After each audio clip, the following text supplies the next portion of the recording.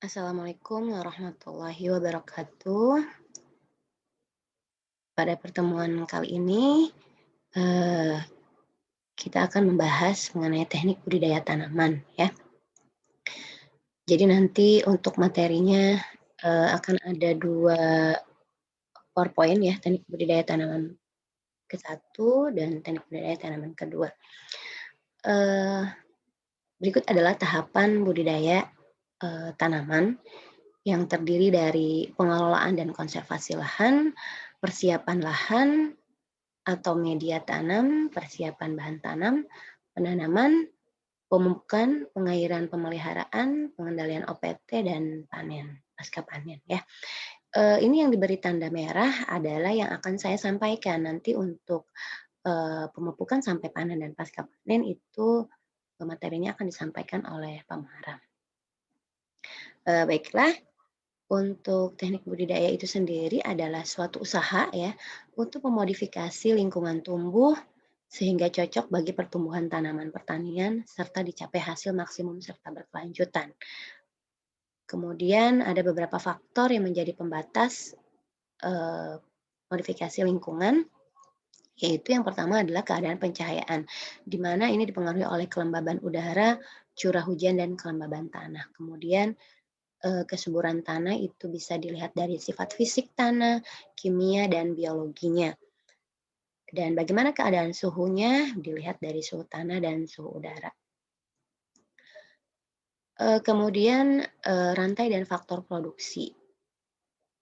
Teknik budidaya ini terdiri dari beberapa faktor produksi, dilihat dari bagaimana benihnya, apakah benih, atau, eee, bibit tanaman tersebut adalah dari varietas unggul atau tidak.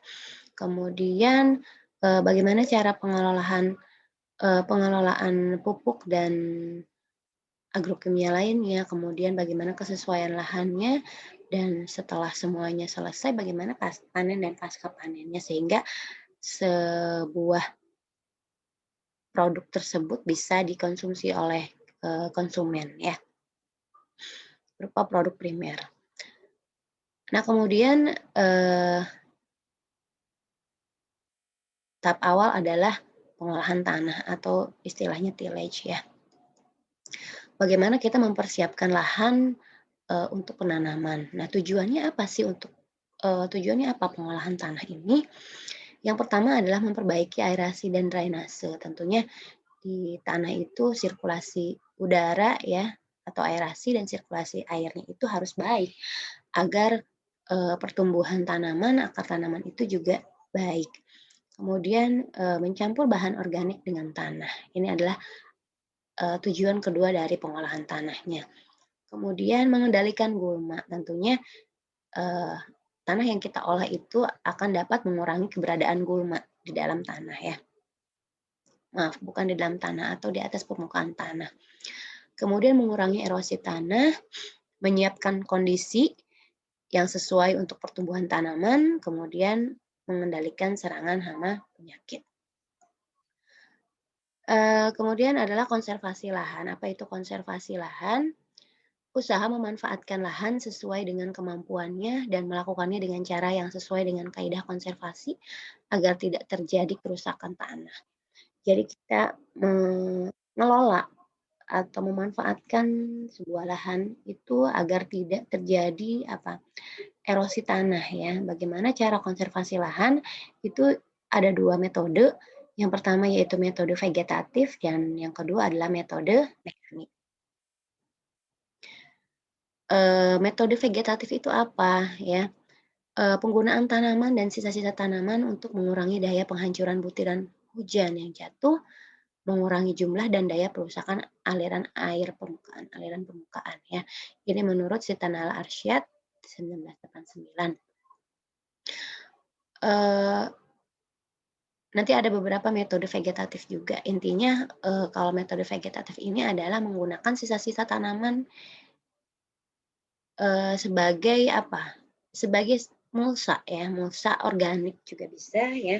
Jadi, untuk menahan, butiran-butiran hujan atau butiran air yang jatuh di atas permukaan tanah ya.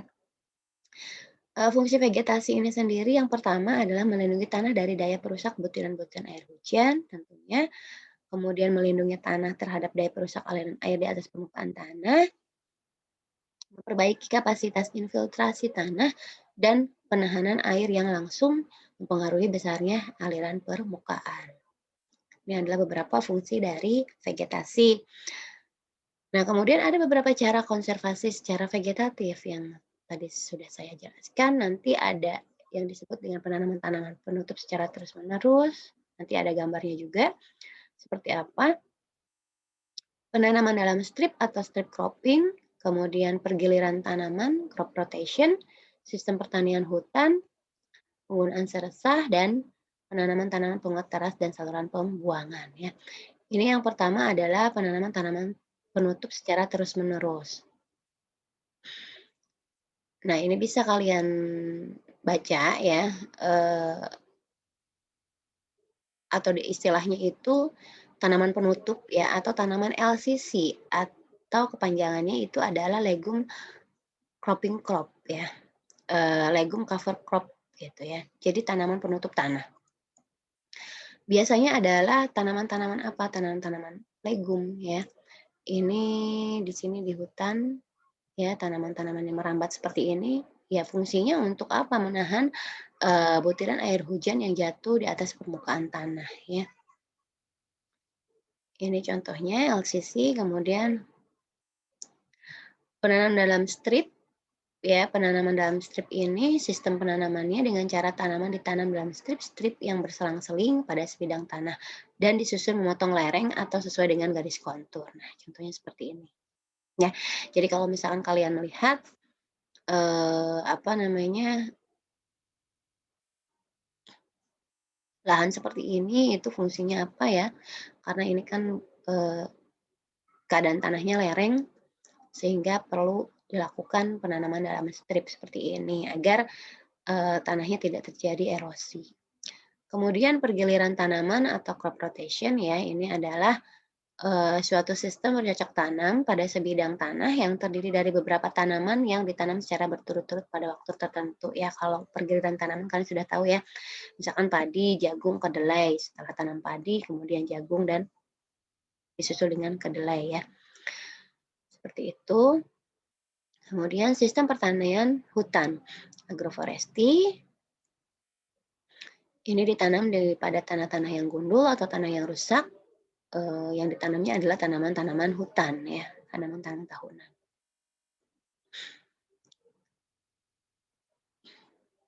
Kemudian penggunaan seresah. Seresah tanaman adalah sisa ya, sisa tanaman untuk konservasi tanah dapat berupa mulsa atau pupuk hijau. Dengan pemulsaan, maka dedaunan dan batang tanaman disebar secara merata di atas permukaan tanah. Sedangkan dengan pupuk hijau, sisa tanaman dibenamkan ke dalam tanah.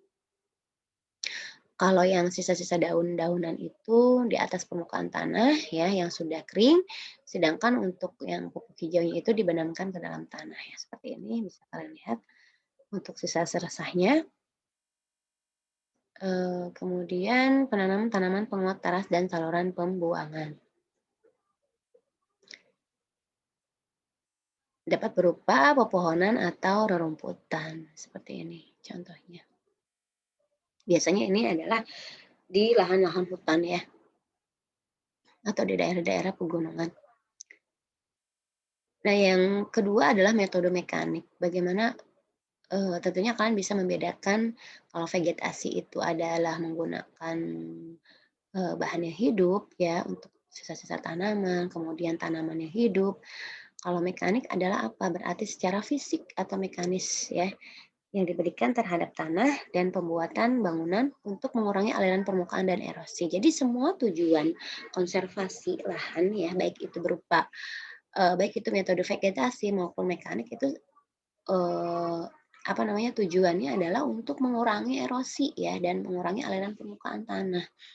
Bagaimana si tanah itu agar kuat menahan, tanaman yang akan kita tanam di situ ya. Adapun macam-macam metode mekanik itu pengolahan tanah menurut kontur, ya kita lihat nanti bagaimana maksudnya. Jadi, eee, Pengolahan tanaman kontur ini pembajakan dilakukan menurut kontur atau memotong lereng, sehingga terbentuk jalur-jalur tumpukan tanah dan alur yang menurut kontur atau melintang lereng ya. Nah, kita lihat seperti ini. Misalkan arah lerengnya ke bawah ya. Jadi kita untuk kita membuat saluran apa namanya? Bedengan ya, bedengan tanah itu jangan searah lereng ya, tetapi harus memotong arah lereng. Fungsinya apa? Agar tidak kalau misalkan searah lereng berarti akan mempermudah terjadinya erosi ya. Air akan turun langsung sesuai arah lereng. Nah, makanya kita membuat bedengan atau olahan tanahnya itu mengolah tanahnya itu memotong lerengnya. Jadi kalau misalkan lerengnya seperti ini berarti eh, cara mengolah tanahnya itu adalah memotong lerengnya ya. Kemudian pembuatan teras atau untuk mengubah permukaan tanah miring menjadi bertingkat-tingkat untuk mengurangi kecepatan aliran permukaan terasering ya, biasanya kita sebut.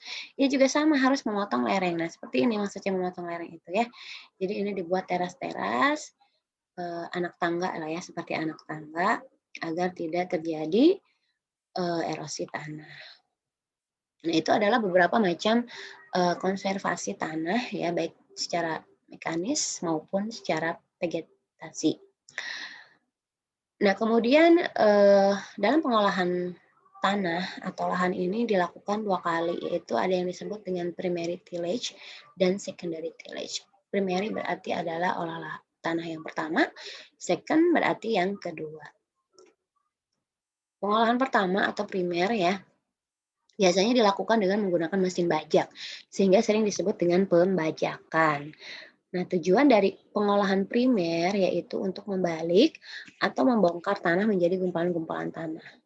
Biasanya kegiatan pembajakan pertama ini dilakukan sedalam 30 sampai 50 cm. Nah, ini untuk yang pembajakan yang pertama. Nah, alat-alat yang digunakannya juga adalah sebagai berikut. Ada bajak singkal ya, kemudian bajak piringan, bajak rotari, bajak brujul, bajak bawah tanah, dan bajak raksasa. Artinya apa? Kalau untuk pembajakan pertama ini dilakukan dalam mungkin pembajakannya ya. Yang tadi tujuannya untuk membalikkan tanah ya. Membuat apa tadi? Pengolahan tanah itu agar aerasi dan raisai tanahnya baik ya. Nah, kemudian pengolahan yang kedua atau secondary ini dilakukannya tidak terlalu dalam. Kalau tadi 30 sampai 50 cm, kalau yang pengolahan lahan yang kedua ini 10 sampai 15 cm. Dan dilakukannya juga setelah pembajakan yang pertama. Nah, tujuannya apa? Untuk memperbaiki pertanian dengan memburkan tanah, kemudian menghancurkan sisa-sisa tanaman yang tertinggal, memecah bongkahan tanah ya yang tadinya menggumpal sehingga menjadi remah, kemudian mempersiapkan kondisi tanah yang siap tanam, guludan atau membuat guludan atau beledengan ya. Membunuh gulma dan mengurangi penguapan terutama tanah yang berok ya atau tanah yang dibiarkan, tanah berok atau tanah berak itu ya yang tidak dilakukan pengolahan. Nah, kemudian alat yang digunakannya itu berbeda dengan pengolahan bajak yang pertama. Kalau untuk yang kedua ini, nah hanya di atas permukaan tanah saja. Tadi kan hanya 10 sampai 15 cm, yaitu ada yang garu, kemudian ini ya untuk menggaru, untuk memecah bongkahan tanah saja ya. Jenis pekerjaan. Nah, dipengaruhi oleh tipe tanah. Jika tanahnya itu berat, maka diolah lebih dalam dibandingkan yang ringan. Sistem double ditching dan jenis tanaman yang diusahakan. Jadi tergantung jenis tanahnya juga. Tahapan pengolahan tanah tadi, pengolahan tanah pertama dibajak, pengolahan tanah kedua itu disebutnya digaruk, pembuatan seedbed untuk ukuran penanaman dan merangsang perkecambahan, pembuatan seedbed. Jadi tempat pembibitan ya. Masing-masing pekerjaan ini dapat dilakukan sekali, 2 kali, bahkan sampai ada yang 3 kali tergantung kondisi lahannya. Ini adalah tahapan membajak, kemudian menggaruk, ya. Kemudian contoh pengolahan tanah intensif itu biasanya ada yang membajak ke satu, kemudian menggaruk ke satu, membajak kedua, menggaruk kedua, atau paling sedikit membajaknya sekali, menggaruknya juga sekali. Ya itu tergantung dari kondisi tanah yang akan dilakukan penanaman ya. Apabila dia tanahnya itu bagus atau baik, itu bisa dilakukan membajak sekali dan menggaruk sekali, hanya dilakukan masing-masing satu kali. Pada akhir-akhir ini memang sering dianjurkan minimum tillage ya, agar erosi terkendalikan. Sebagai gantinya pengendalian gulma dilakukan secara kimiawi dengan herbisida. Sedangkan setelah gulma mati, bekas lubang akar-akarnya dapat terisi udara atau aerasi. Jadi tanpa merusak atau merubah keadaan tanah. Memang maksudnya adalah untuk meminimalkan ya pengolahan tanah. Jadi terkadang memang ada beberapa petani yang mengusahakan minimum tillage itu ya, agar apa tidak merubah atau keadaan tanah. Nah, untuk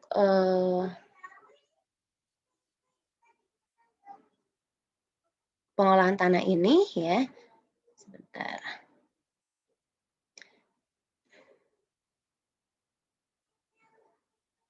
Ini juga dibagi menjadi 3 ya untuk pengolahan lahan ini. Yang pertama adalah no tillage malah, TOT istilahnya, tanpa olah tanah, kemudian minimum tillage, dan yang ketiga adalah maximum tillage, pengolahan lahan secara maksimal. No tillage atau tanpa olah tanah merupakan sistem pengolahan tanah yang merupakan adopsi sistem perladangan dengan memasukkan konsep pertanian modern. Tanah dibiarkan tidak terganggu kecuali alur kecil atau lubang untuk penempatan benih atau bibit. Sebelum tanam, sisa tanam atau gulma dikendalikan sedemikian rupa sehingga tidak mengganggu penempatan benih atau bibit tersebut. Terasa tanaman yang mati dan dihamparkan di permukaan tanah ini dapat berperan sebagai mulsa dan menekan pertumbuhan gulma baru, dan pada akhirnya dapat memperbaiki sifat dan tata air tanah ya. Sebetulnya untuk TOT ini sekarang jarang ya kita temui sistem tanpa olah tanah ini ya, walaupun memang tujuannya memang bagus itu, tapi artinya apa ya, tidak ada pergerakan, tidak ada sirkulasi tanah, sirkulasi udara di dalam tanahnya, seperti itu ya untuk no tillage ini. Nah kemudian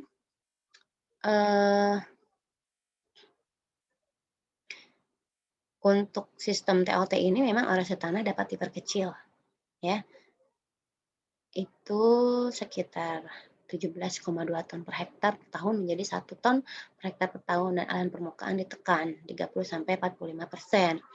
Keuntungan lain yang dapat pada sistem TOT ini adalah adanya kepadatan perakaran yang lebih banyak, penguapan lebih sedikit, air tersedia bagi tanaman makin banyak. Nah, kemudian minimum tillage itu seperti apa? Pengolahan secara minimal.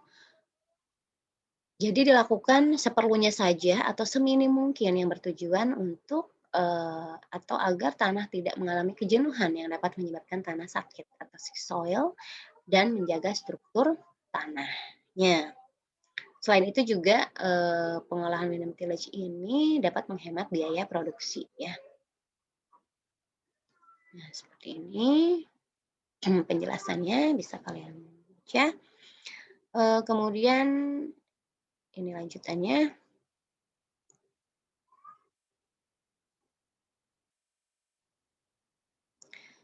Nah, kemudian adalah maksimum tillage atau pengolahan secara maksimal ya. Pengolahan lahan ini dilakukan secara intensif yang dilakukan pada seluruh lahan yang akan ditanami. Ciri-cirinya yaitu yang pertama adalah membabat bersih, membakar atau menyingkirkan sisa tanaman atau gulma serta perakarannya dari areal penanaman, serta melakukan pengolahan tanah lebih dari 1 kali baru ditanami ya. Akibatnya apa? Untuk pengolahan lahan maksimum ini, permukaan tanah menjadi bersih, rata, dan lekukan tanah menjadi halus. Hal tersebut dapat mengakibatkan rusaknya struktur tanah karena tanah mengalami kejenuhan, biologi tanah yang tidak berkembang serta meningkatkan biaya produksi ya. Untuk maksimum tillage ini memang jarang dilakukan di petani kita ya. Jadi dari ketiga jenis olah tanah itu TOT, minimum tillage dan maksimum tillage itu yang biasa digunakan adalah yang minimum tillage ya. Nah ini adalah jenis pengolahan tanah. Kalau zaman dulu bisa menggunakan tenaga hewan, kerbau. Kalau sekarang sudah modern itu menggunakan bajak ya. Nah, seperti itu. Nah kemudian selanjutnya adalah saya stop dulu.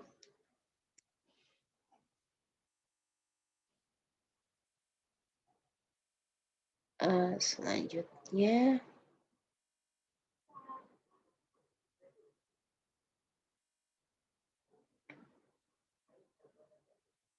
ke materi yang kedua.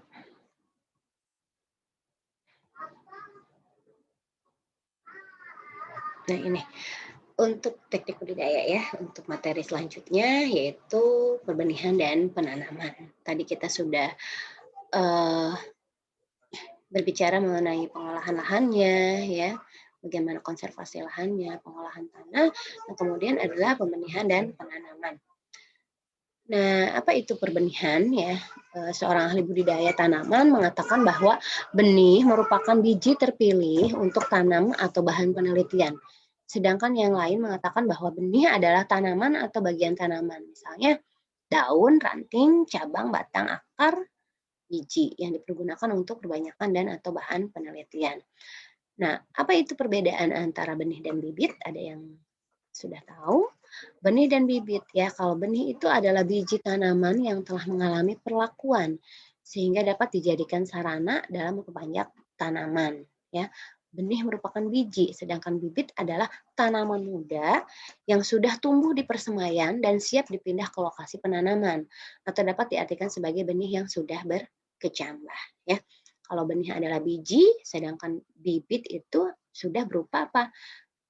Biji yang sudah tumbuh atau tanaman muda. Nah, agar produksi yang dihasilkan tinggi, maka benih yang digunakan sebaiknya benih yang bermutu. Benih bermutu dapat diperoleh apabila kita menggunakan benih yang bersertifikat. Nah, syarat benih bermutu itu yang pertama adalah mempunyai daya kecambah yang tinggi, kemudian tidak tercampur dengan varietas lain, tidak mengandung kotoran dan berat biji seperti dikehendaki, tingkat keseragamannya tinggi, bebas dari kerusakan biji, bebas dari penyakit benih bawaan. Nah, ini adalah varietas unggul. Varietas unggul itu sifat-sifatnya adalah produksinya tinggi, umurnya pendek, kemudian respon terhadap pemupukan, tahan terhadap hama dan penyakit, dan beradaptasi baik pada berbagai lingkungan. Nah, ini adalah contoh beberapa varietas unggul dari beberapa jenis tanaman, ya, yaitu ada padi, kemudian ada jagung, kedelai, kacang tanah, tomat, cabai, kubis, tebu, teh, karet, dan ubi jalar. Nah, ini adalah bahan tanaman berupa benih, ya. Ini ada benih apa saja? Ada benih jagung, cabai, dan kedelai, ya. Kemudian ini adalah bahan tanaman berupa bibit, ya. Ini ada bibit tebu, ya, bibit padi. Nah, kemudian penanaman, faktor penting yang harus diperhatikan yaitu waktu tanam, ya. Kemudian pola tanamnya seperti apa, jarak tanam, arah barisan, bedengan atau guludannya, dan sistem kontur atau terasnya. Waktu tanam ditentukan antara oleh kalau petani kita tanaman padi ya, itu kan biasanya ada waktu tanam di daerah-daerah tertentu, misalkan waktu tanamnya bulan apa, itu harus serentak ya, berdasarkan apa, ketersediaan air. Biasanya itu air golongan 1 dulu ya dibuka, baru itu tanam. Nanti golongan 2 daerah mana baru serentak tanam. Kemudian potensi terjadinya serangan hama dan penyakit. Misalnya penanaman palawija setelah padi itu banyak gagal karena diserang tikus. Kita harus melihat juga kalau misalkan kita mau merotasi tanaman, kita lihat-lihat dulu itu bekas tanam apa sebelumnya ya. Jangan sampai nanti malah menimbulkan hama penyakit tanaman yang baru ya. Permintaan pasar, bagaimana permintaan pasar? Untuk mengejar pasar kadang dilakukan penanaman di luar musim. Nah, misalnya ini untuk tanaman sayur atau buah ya, itu bisa kita modifikasi walaupun belum waktunya atau belum musimnya dia berbuah, itu bisa kita lakukan di luar musim, melakukan teknis-teknis tertentu ya, teknik-teknik tertentu. Nah, ini adalah, contoh grafik curah hujan ya.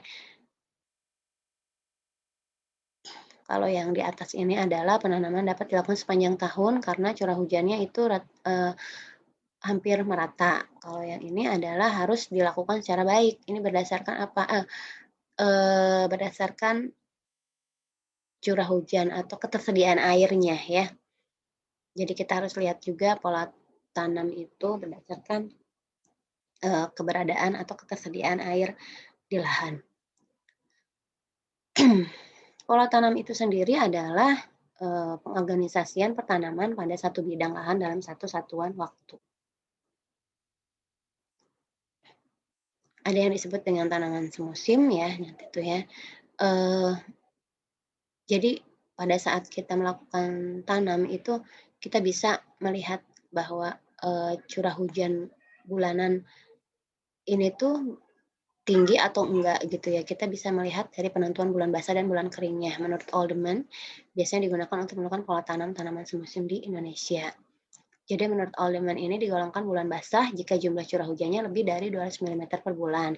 Dan digolongkan bulan kering jika curah hujannya kurang dari 100 mm per bulan. Pola tanamnya bisa rotasi tanaman, tumpang gilir, tumpang sari, dan tanaman sela.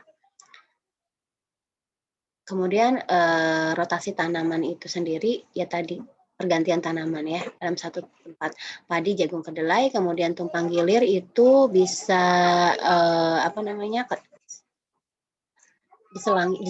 diselingi ya. Kedelai ditanami sebelum padi panen misalnya. Kemudian ada tanaman campuran atau tumpang sari sama tanaman semusim. Jarak tanamnya teratur ya, ditumpang sarikan. Kemudian budidaya lorong. Ada tanaman tahunan yang diselingi dengan tanaman semusim. Nah, ini adalah contoh dari tumpang gilir ya. Pada sistem ini, tanaman kedua ditanam menjelang panen tanaman musim pertama. Jadi, jika tanaman yang pertama itu sudah mulai panen, maka tanaman kedua ini sudah mulai ditanami. Salah satu contohnya adalah tumpang gilir antara tanaman jagung yang ditanam pada awal musim hujan dan kacang hijau yang ditanam beberapa minggu sebelum panen jagung. Ini. Nah, tadi adalah tanaman semusim. Kalau misalkan untuk tanaman tahunan itu penentuan bulan basah dan bulan keringnya menurut Smith and Ferguson ya, itu dikatakan jumlah bulan basah jika curah hujannya lebih besar dari 100 mm, sedangkan bulan kering jika kurang dari 60 mm. Nah, nanti untuk data curah hujannya itu sendiri, kalian bisa lihat di minta ya, kalau misalkan nanti pada saat mulai penelitian, kalau di agrotek ya biasanya itu minta di BPS setempat, jadi curah hujan atau di Dinas Pertanian setempat ya mengenai curah hujan pada tahun tertentu itu bisa kalian minta. Nanti digolongkan apakah itu tipenya adalah bulan kering tipe A, tipe B, tipe C, tipe D, dan tipe E. Penentuan jarak tanam. Fungsinya adalah menentukan efisiensi pemanfaatan ruang tumbuh ya. Tentunya kenapa diberikan jarak tanam, kemudian yang kedua adalah mempermudah tindakan budidaya. Jadi pada saat kita melakukan pemupukan itu lebih mudah kalau misalkan ditentukan jarak tanamnya. Tingkat dan jenis teknologi yang digunakan dan ini juga jarak tanam ditentukan dari jenis tanaman, kemudian kesuburan tanah, kelembaban tanah, tujuannya untuk apa, dan teknologi yang digunakan, menggunakan mesin atau manual. pengaturan jarak tanam itu ada yang disebut single row, baris tunggal, double row, baris rangkap, bujur sangkar, on the square, dan sama segala penjuru. Nah, ini bisa kalian lihat bahwa yang disebut dengan jarak tanam segi 4 yaitu sama ya, berarti ya antara pinggir dan yang di bawahnya ini. Kemudian segala penjuru seperti ini. Jarak tanam ganda, jadi ada 2 baris, kemudian ada jarak, dan 2 baris lagi, 2 baris lagi. Ada juga yang persegi panjang. Seperti ini. Jarak tanam. Nah, kemudian ini adalah contoh dari 2 contoh pengaturan jarak tanam. Yang pertama, yang gambar yang atas itu adalah baris tunggal. Jadi pada satu baris ditanam hanya satu tanaman. Ya. Kalau yang kedua adalah baris ganda. Jadi satu baris ke belakang itu masing-masing 2 tanaman. Dengan jarak antar baris, kalau ini kan satu baris satu tanaman. Kalau ini satu baris 2 tanaman dengan jarak di dalam barisnya adalah 30 berapa sentimeter. Sedangkan jarak antar barisnya adalah 60 sentimeter.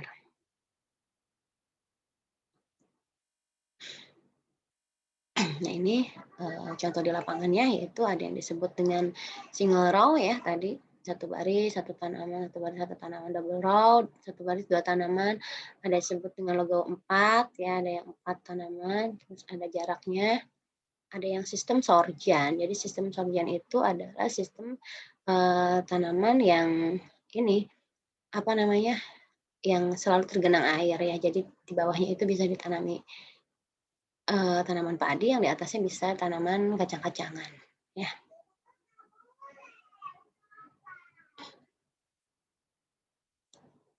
Nah, bagaimana perhitungan populasi ya untuk menghitung populasi tanaman dalam satu satuan luas lahan? Itu rumus dasarnya adalah luas lahan dibagi dengan luas areal yang ditempati satu individu. Kalau yang segi 4 berarti luas lahan dibagi dengan jarak dalam baris dikali jarak antar baris. Kalau yang sama segala penjuru itu luas lahan dibagi dengan alas dikali tinggi. Kita lihat contohnya ya untuk single dan double row. Itu populasinya 1 hektar itu kan 10.000 meter persegi. Nah, dengan jarak tanam berapa? Ini dalam antar baris dan dalam baris ya. Antar barisnya 25 cm dikali 50. Kita rubah dulu ke dalam satuan meter persegi. Jadi 0,25 dikali 0,8. Jadi 10.000 1 hektar dibagi ini hasilnya 80.000 populasi tanaman dalam 1 hektarnya ya. Kemudian bagaimana yang double row? Kalau yang double row itu karena dalam satu baris ada 2, maka nanti hasilnya adalah dikali 2. Kita lihat jaraknya. Ini jarak tanamannya ya 20 ditambah 50 jadinya berapa? 70 cm ya. Kita rubah dulu menjadi 0,7 meter dikali dengan 25 cm itu 0,25. 10.000 dibagi 0,25 dikali 0,7 dan dikali 2. Hasilnya adalah 125.000 populasi ya. Tentunya lebih besar populasi untuk yang single row dibandingkan mohon maaf untuk yang double row ya dibandingkan dengan yang single row ini.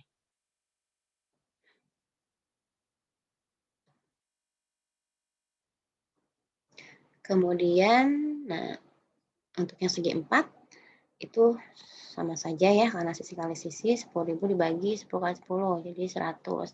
Karena kan ini jaraknya jadi semakin besar jaraknya maka apa populasinya akan semakin sedikit. Kalau misalkan jaraknya itu semakin sempit maka populasinya akan semakin banyak ya.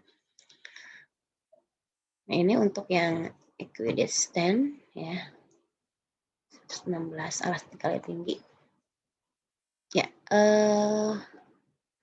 materinya sudah selesai ya untuk teknik budidaya ini. Jadi tadi ada 2 PowerPoint ya. Yang pertama mengenai konservasi lahan, kemudian yang kedua yaitu mengenai teknik budidaya tanaman yaitu pembenihan dan penanaman dengan menghitung populasi dan sebagainya ya. Sekian dari saya. Jika ada pertanyaan kalian boleh menanyakan langsung wapri ke saya ya. Silahkan. Untuk materi selanjutnya nanti akan dijelaskan oleh dosen lain ya. Terima kasih. Wassalamualaikum warahmatullahi wabarakatuh.